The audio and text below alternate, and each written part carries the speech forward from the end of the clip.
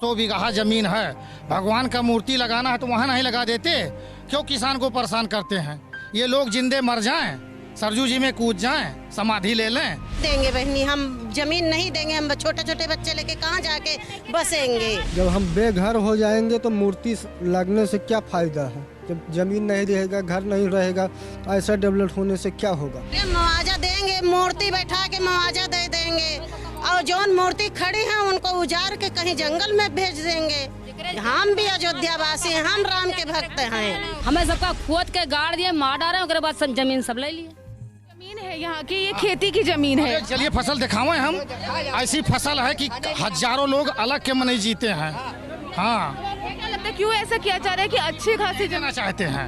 उनको भगवान की मूर्ति में लगवाना है, प्रतिमा लगवाना। हम लोग को दुश्मनी नहीं है, खेती ले लें, लगवा लें, लेकिन हमारे लोग का मकान घर नहीं जाना चाहिए। नहीं, हम लोग सारे लोग गांव के मर जाएंगे जिंदा जाकर के सरजू जी में। मुआवजे के बारे में कुछ बात हुई है? मुआवजा हम लोग को चाहिए नहीं।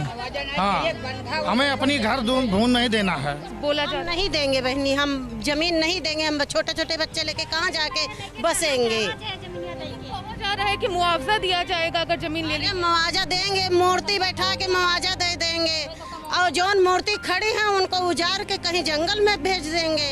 जब हम बेघर हो जाएंगे तो मूर्ति लगने से क्या फायदा है? जब जमीन नहीं रहेगा, घर नहीं रहेगा, ऐसा डेवलप होने से क्या होगा?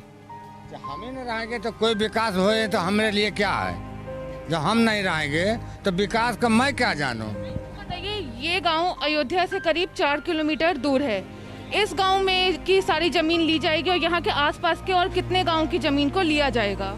यहाँ पे करीब 3 गांव है जिसकी ज़मीन और गांव सहित इसको नाप किए हैं और उसको लेना चाह रहे हैं। बताइए क्या करेंगे? उसके बाद महायापन ले लिए सब। क्या क्या?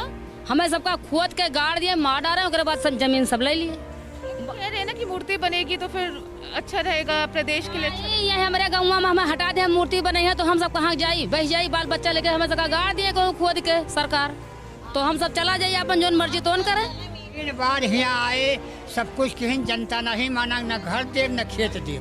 जमीन पड़ी है बंधक, उधर उधर ले लिया जाए, अपना मूर्ति बनाइए, ठोकर लगवाइए, जमीन यही नहीं देगा। वो मूर्ति बननी है अयोध्या में बनाएंगे तो और अच्छा रहेगा। अभी बहुत सारी करीब हजारों बीघा के प्लाट पड़े हुए हैं अयोध्या में, बहुत सारी बड़ी बड़ी फील्डें पड़ी हुई हैं, उसमें लगा सकती है सरकार, लेकिन नहीं लगा रही है। अब यहाँ जो है किसानों को, जो है गरीब आदमियों को उजाड़ना चाह रही है। पूर्वज रहे, आप रहे, कहाँ जाएंगे, क्या करेंगे? कहाँ जाएंगे हम लोग? जब हटा दिया जाएगा फिर फायदा क्या है? कहाँ जाएंगे? बह जाएंगे क्या? मर जाएंगे क्या? आप मुझे बताइए, और क्या ये जो पूरी जमीन है ये गांव वासियों की है या फिर मैंने कहीं पहले पढ़ा था किसी रिपोर्ट में कि किसी ट्रस्ट को पहले ही दी जा चुकी है ये जमीन, तो उस बारे में बताइए। ट्रस्ट को जो दी गई है जमीन, इसके लिए हम मान रहे हैं ट्रस्ट जब यहाँ पर अयोध्या पे आए थे काफ़ी दिन पहले, तो यहाँ जो है स्कूल बनवाने की बात, अस्पताल बनवाने की बात, जो कि सरकारी व्यवस्था करने की बात कर रहे थे। इस पे कुछ किसानों ने जाके अपनी ज़मीन मतलब कि दान में दी थी, ठीक। लेकिन जो दान में देने के लिए गए थे, एक रकबा में जैसे किसानों की ज़मीन 10 बीघे है, 1 बीघा दान देने के लिए गई थी, रजिस्ट्रार को अपने यहाँ पर आश्रम वाले बुलवा के यहीं पर दस्तखत करवा के आदमी को भेज देते थे।